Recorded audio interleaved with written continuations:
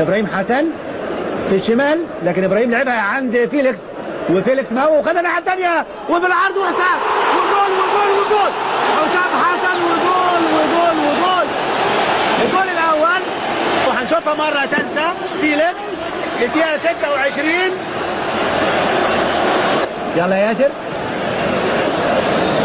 ياسر ومن بعيد بره الضغط فيها فيك. لعبها فعلا لياسر ريان، ومن ياسر ليوسف اهو هاجم ودور هجومه بالعرض وبالعرض عند فيليكس بدماغه كده بالقائم ابراهيم.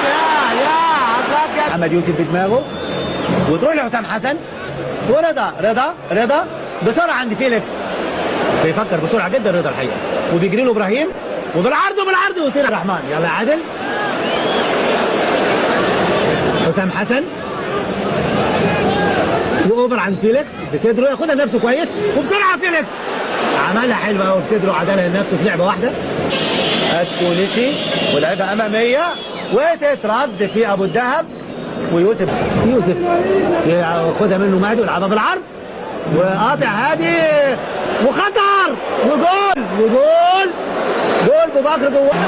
الاف المؤلفه من الجماهير اللي في مدرجات، او هنشوف الكوره مره ثانيه اهو كابتن شوبير في الصوره يمكن قدامنا. استاد المقاولين بيعلن عن هدف مستقبل المرسى وبالعرض وضربه ركنيه. رضا ياخد كويس، رضا يستلم وماشي رضا، واماميه لحسام حسن. حسام وبيجري له فيليكس عرضيه وترد ورمي التماس. جمال السيد اللي شفناه في الصوره وحسام وابراهيم وضعها مره ثانيه. زحمه ادي خشبه بيستلم ثاني ويلعبها لعادل كويسه. عادل عبد الرحمن وعادل بيعملها اوفر عند فيليكس، بس برضه سفيان خبير وطلع منه وثاني حسام وتترد وابراهيم مكمل وضربه ركنيه. دواره